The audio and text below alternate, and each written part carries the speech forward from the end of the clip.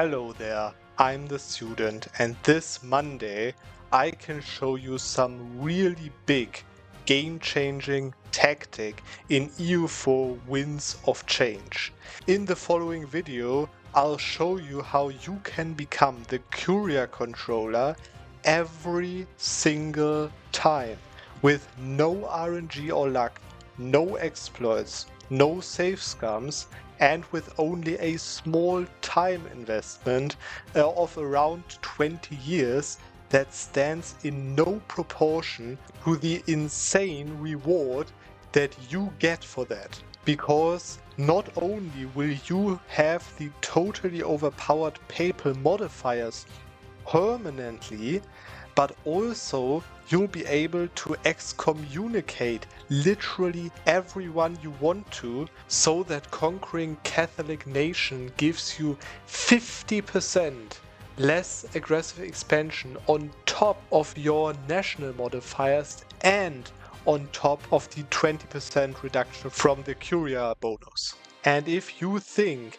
that this sounds too good to be real, then let me just show you the only 5 steps that it takes. So let's just start right away with step number 1.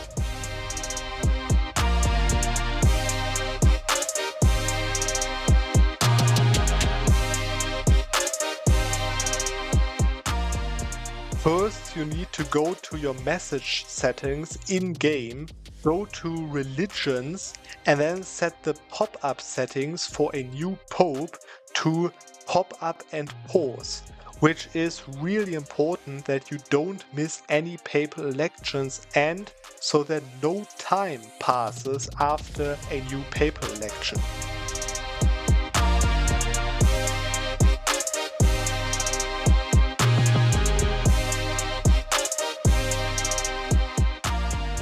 Secondly, you have to make the Pope not exist. And this is by far the hardest one of these steps, but you only have to do this once for the entire campaign.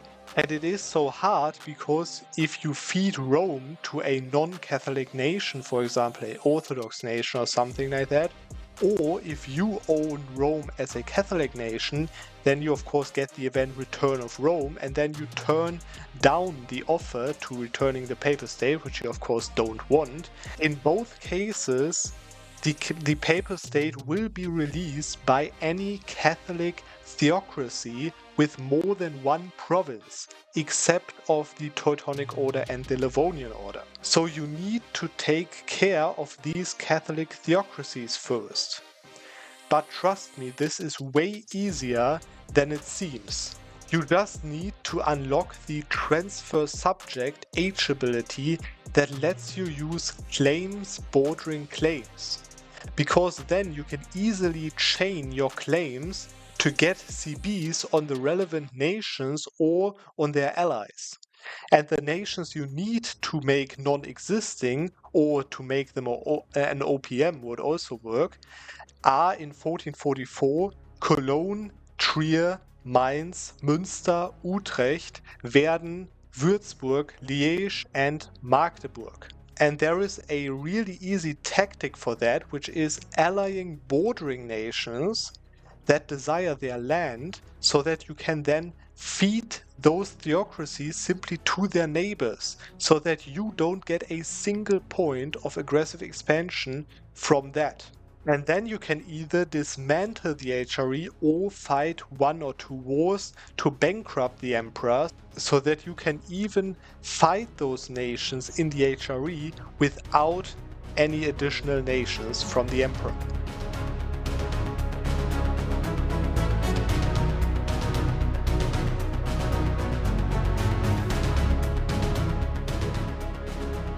Next up, you need to simply own any province with a core of the Papal State that you can return to the Pope.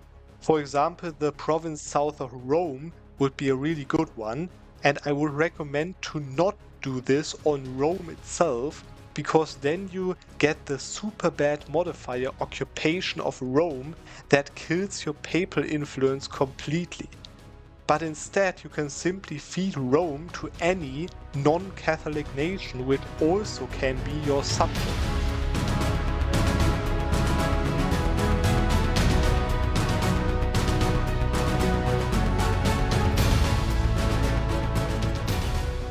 Fourth, you have to wait for a new pope, where actually now the first step is really important, because then on the same day where the new pope got elected, you have to invest just 5 papal influence once to become the new pope, which sets you to 100% chance immediately, as no other nation had any time to invest something and the papal state doesn't exist.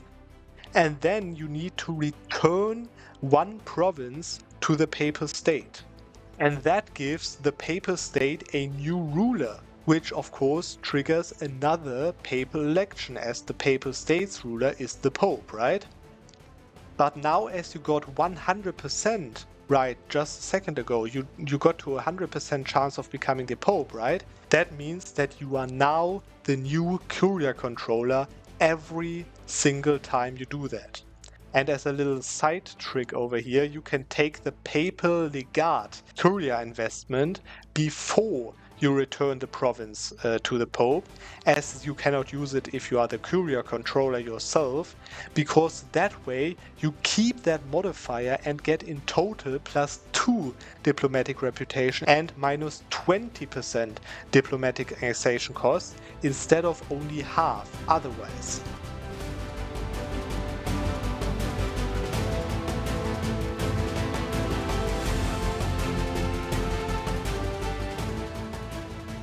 And now all you need to do is to full annex the papal state again after the 5-year truce ended, and then repeat the entire process with step 4 again when your pope dies.